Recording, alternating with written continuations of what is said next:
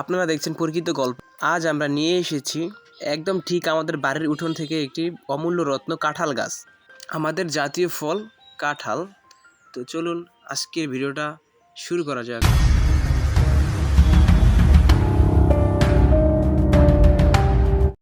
আসসালামু আলাইকুম রহমতুল্লাহি ওবারাকাতু। প্রিয় বন্ধুরা, আশা করি সকলে অনেক অনেক ভালো রয়েছেন। আজকে আমি সেই গাছের সাথে পরিচয় করিয়ে দিব, জাতীয় ফল কাঁঠাল গাছ।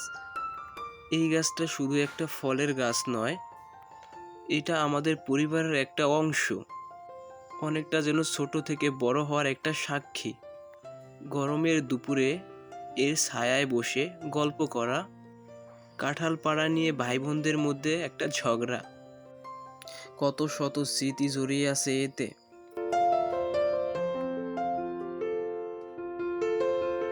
বাংলাদেশের জাতীয় ফল কাঁঠাল, গন্ধে মিষ্টি, স্বাদে অন্যান্য। এই বাড়ির গাছের কাঁঠালটা একটু আলাদা, তার কারণ এতে জড়িয়ে আছে হাজারো মায়া। প্রতিবার গাছ থেকে কাঁঠাল নামলে বাড়ির সবাই মিলে মজা করে সেটা কাটে। কেউ খুঁজে খুঁজে পাকা রোয়া তোলে, কেউ আবার দাঁড়িয়ে থাকে, বীজ চাইলে কি রান্না হবে সেটা ভাবছে।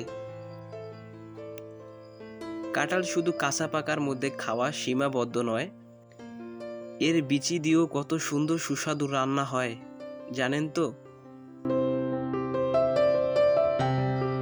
এই গাছটা প্ল্যান্টেড হয়েছে আজ থেকে প্রায় 10 বছর আগে। ছোট্ট চারা থেকে শুরু করে আজ এত বড় গাছ।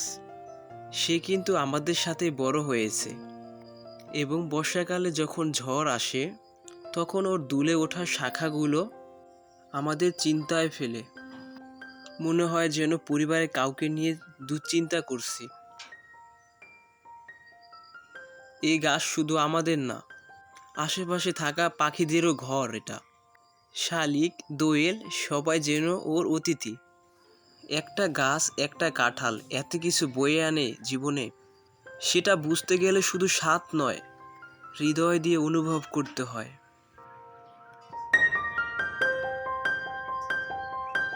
যখন বৃষ্টি নামে আমি চুপি চুপি বারান্দায় গিয়ে বসি এবং দেখি গাছটা ভিজছে, তার ডালে কাঁঠালগুলো দুলছে হাওয়ায়, আমার তখনই মনে হয় এই যেন কোনো একটা কবিতা, যা শুধু চোখে দেখা যায় কিন্তু মুখে বলা যায় না।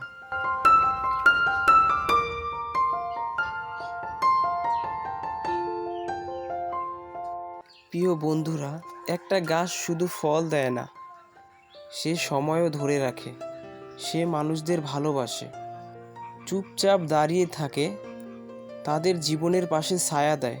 এটা কি কখনো ভেবেছেন আপনারা? আর এগুলো আপনি তখনই বুঝতে পারবেন যখন আপনি মন থেকে উপলব্ধি করতে পারবেন। হ্যাঁ বন্ধুরা, মহান আল্লাহ তাআলা আমাদের জন্য যেগুলো সৃষ্টি করেছে, প্রত্যেকটা জিনিসে আমাদের জন্য কোনো না কোনো কাজে আসে। তো অবশ্যই সেগুলোর ভাষা বুঝতে হবে। তো প্রিয় বন্ধুরা, এই ছিল আজকে আমাদের কাঁঠাল গাছের গল্প। হয়তো আপনাদের বাড়িতেও এমন একটা গাছ আছে, যা শুধু গাছ নয়, বরং স্মৃতির বইয়ের একটা পাতা। আপনার গাছের গল্প কি? অবশ্যই প্রিয় বন্ধুরা কমেন্ট করে জানাতে ভুলবেন না। তো বন্ধুরা, সকলেই ভালো থাকবেন, সুস্থ থাকবেন। আবারও দেখা হবে আপনাদের সাথে নতুন কোনো প্রকৃতির গল্পে নিয়ে। ধন্যবাদ সকল।